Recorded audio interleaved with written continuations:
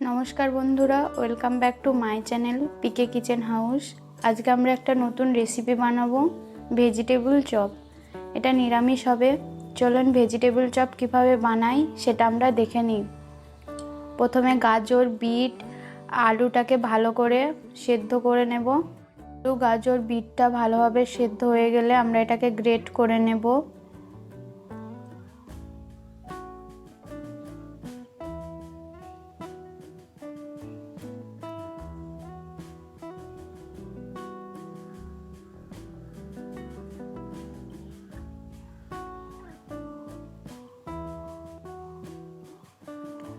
কড়াইতে তেল দিয়ে আদা বাটা দিয়ে দেব। এটাকে ভালো করে ভেজে নেওয়ার পরে এতে আলু, গাজর আর বিটটাকে দিয়ে ভালো করে মাখিয়ে নিতে হবে।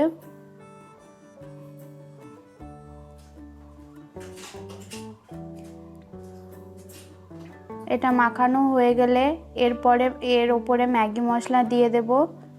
এরপর এটাকে ভালোভাবে নেড়েচেড়ে নিয়ে এর উপরে লবণ, পরিমাণ মতন গরম মশলা গুঁড়ো, জিরে গুঁড়ো আর ধনে গুঁড়ো আর একটু লঙ্কা গুঁড়ো ছিটিয়ে এটাকে ভালো করে আবার মিক্সড করে নিতে হবে। পরিমাণ মতন চাট মশলা দিয়ে দেব এবং এটাকে ভালো করে নেড়েচেড়ে নিয়ে নামিয়ে নেব।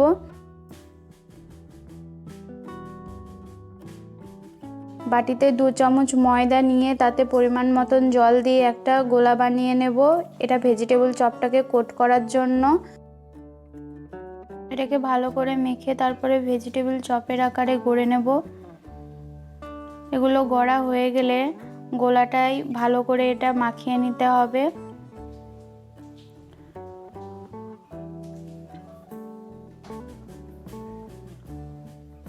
তারপরে আমরা ব্রেড ক্রাম্বসের ওপরে দিয়ে ভালো করে কোট করে নেব এবং একটা পাত্রে রেখে দেব এগুলোকে।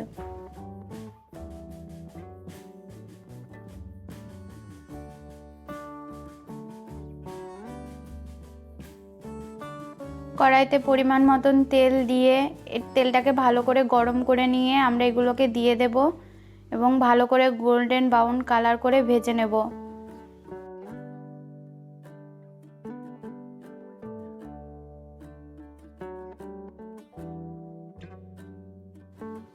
এগুলো ভালো করে ভাজা হয়ে গেলে তারপর এগুলো আমরা একটা পাত্রে তুলে নেব।